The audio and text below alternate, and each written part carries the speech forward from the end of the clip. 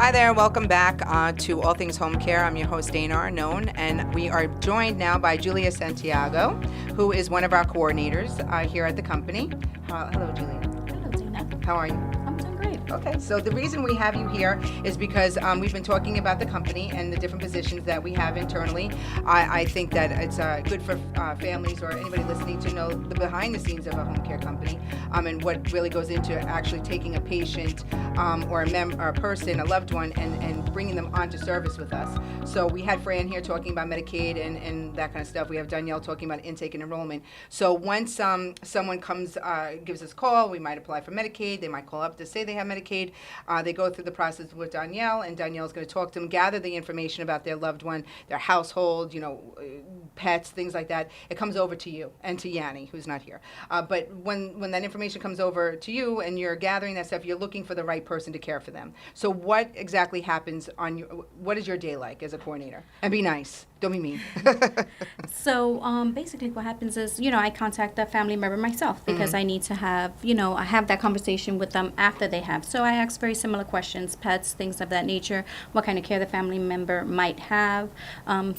Certain families have specific needs, and then we try to match them up with the appropriate aid that can fulfill those needs. But you're also trying to keep the expectations realistic with the families, because Yes, I hear definitely. you, and you're explaining to them the reality. They, in their minds, are thinking one thing, but the reality might be a different thing. Yes. So, typically what happens, and we hear it a lot, is that they want a fluently speaking aid, American aid. Traditionally, that's not what applies for home health aid.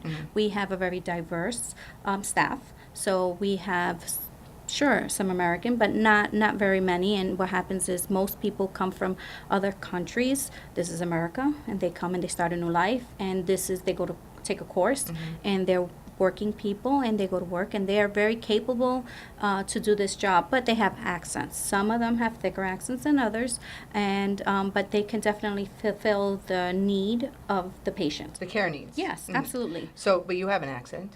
I do. What language do you speak? I speak Spanish and English. Right. So a lot of the ladies that we have, or even the gentlemen that come on to work with us, are bilingual Spanish home health aides. Yes. We also deal with a lot of Haitian home health aides, which speak Creole.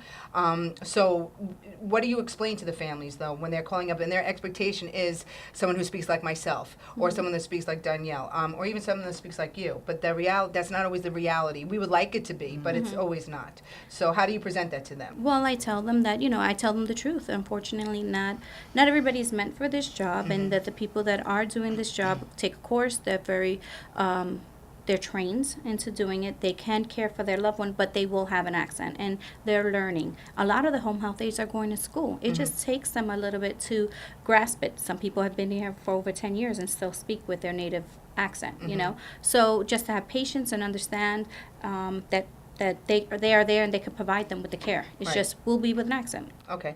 So what else is part of your day now? So that's on an intake. So Danielle's going to talk to them, set it up, give it over to you or Yanni to now find the caretaker. And then you speak to the families and what happens. So we set them up with an aide that can fulfill their staffing needs. Some patients have over 40 hours. Sometimes we have to put multiple people in a home versus just 2. Sometimes it has to be 3 based on the amount of hours that they have. Because we're maintaining, we're trying to lower overtime. Absolutely. Yeah. So, if a 12-hour a day patient, 7 days a week, they'll have 3 people minimum in the home. Sometimes the patients don't want that, but we have to explain to them why we're doing it. But we do try to keep the 12-hour cases and the live-ins to 2. We don't always put in 3. But what's also helpful in how we try to explain it to them is that if everyone is out, you it's a have good that backup, and that's very important because then I'm putting a complete stranger in their home to cover the extra 2 days. They cover each other. Yeah, they'll be able to cover each other better when there's 3 people in the home. Right. So I do that. I speak to the aides on a daily basis. We have relationships with them that we have to maintain, and because we're constantly calling them, offering them new cases, more hours, more better hours for them. So in essence, we have 2 clients. the Yes. aide and the family. So we have to satisfy the needs of both. Yeah, very much so. It's Because hard sometimes. Yeah, because what would happen is if they're not satisfied with what they're getting here, they'll go someplace else, and Yeah. we don't want that. No. We want to maintain them. Yeah, well, we respect the aides that work for us. It's Absolutely. a hard job, and we try to, keep them happy, satisfy their goals for their families as well as the family that they're caring for. So you come in the morning and you get hit with someone that calls out. How does that work? My first phone call is back to the aide to find out why. I need to know. Sometimes it's not a legitimate reason as to Right. why to call out. So depending on what that is and depending on the particular aide, sometimes just that phone call can resolve the issue. Sometimes it doesn't. And then, we're on a frenzy trying to find a replacement. And that's where our relationship and respect comes in with the other aides, because people are more inclined to do a favor for you, to take Be a that job, fill-in. to be that fill-in Yeah. for that particular day, or go that extra 10 miles that they don't normally do for a job. And a lot of these home health aides travel by public transportation. So it's not so much like I don't want to go 20 miles out of my way. It's going to take me 4 buses to get there. That's a 2-hour That's a drive, 2-hour for a 4 or 5 hour Yeah. case. But we do try to Uber them if we need Yes, them in an we do. emergency. We're very fair to both sides. Yeah. But then the biggest thing for me, as you know, is communicating that with the family. The family should know immediately, or if not sooner, that sometimes the families do know, because sometimes the aides are calling them before they call us. Yes. But we let the family know that we're working very hard to find the replacement. Sometimes it works out, sometimes it doesn't, and the families have to be understand that we try very hard when someone calls out. It's not our ideal situation, Right. just like it's not theirs. But that'll start your day off on a bad note sometimes. Yes, yeah, you're already behind the 8 ball at that point. And then, we're covering the cases for the next day if there's any vacation schedules or emergencies that happen Yeah. that come out through the day, and staffing for the next week. Always trying to find that consistent aide that's going to continue to Yeah. go to our case. Good. And so also you do on-call. Yes, we You do. have the luxury of doing on-call with me. Yes, we do. Yeah, so we're 7 days a week, 24 hours a day. On the weekends, I always have backup because I'm the on-call nurse. So I take all the phone calls, and then I have a lovely person, one of the coordinators, helping me mostly for the staffing side of it and the translation side. Right.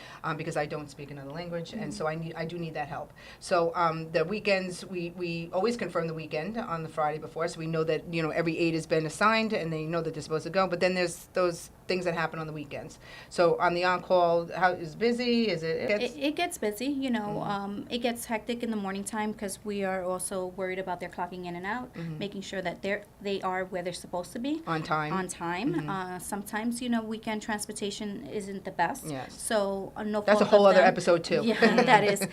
So no fault of their own. They may run a little late, but that's when a communication with the family member to let Yeah. them know, maybe a 8 o'clock start on a Sunday might not be the best for anybody. If they're using public if they're transportation, using public especially on a transportation. Sunday. Yes. It's hard. So, depending on that, we'll have that conversation. And then, sometimes people call out on the weekends because Because it's raining outside. yeah, it's raining. Yeah, we get that. We get that a lot. Yes.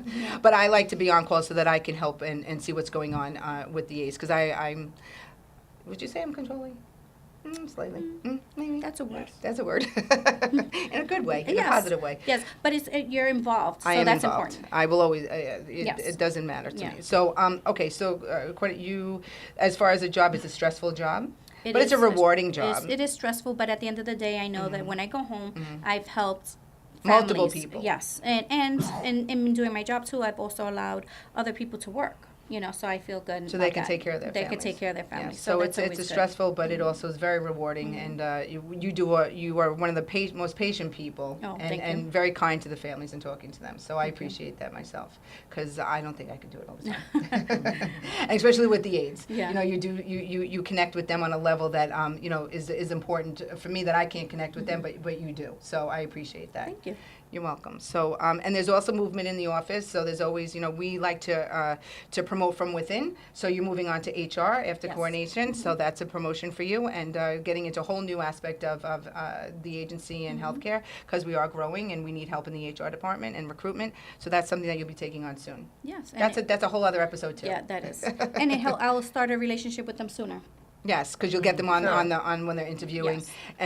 And one important thing before I let you go, we don't hire everybody. No. There's a lot of people that we do turn away because of the level of their language, or there's just not a right fit, or if we find that they're not kind people, they're not really looking to this job, they're just trying to, satisfy whatever their needs are. So you do turn away people. We do, and we can actually have a whole Yes. episode on the do's and don'ts of when you're interviewing, Oh, because I love people that. don't, honestly, they don't know. They come with spouses, children, they show up late, not Well, prepared. I'm hearing you'd like to be another guest. I like that. I think that we might have to do another episode.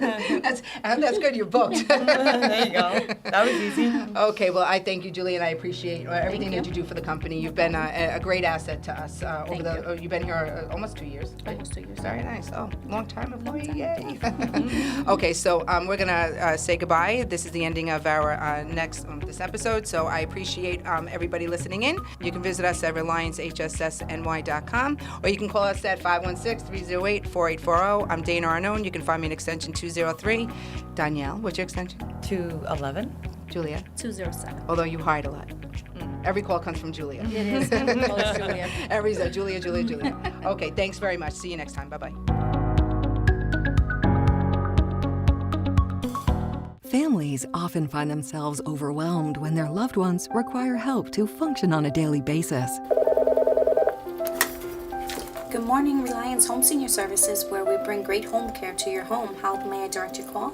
We at Reliance Home Senior Services are a full-service geriatric agency specializing in home health care in the 5 boroughs and Nassau County. Our services include geriatric care, daily grooming and hygiene, monitoring diet and nutrition, accompanied walks, assistance in taking medications, and case management services. To have our licensed staff maintain quality of life and independent living for your loved one, call 516-308-4840 or visit www.reliancehssny.com. Reliance Home Senior Services. We bring great health care to your home.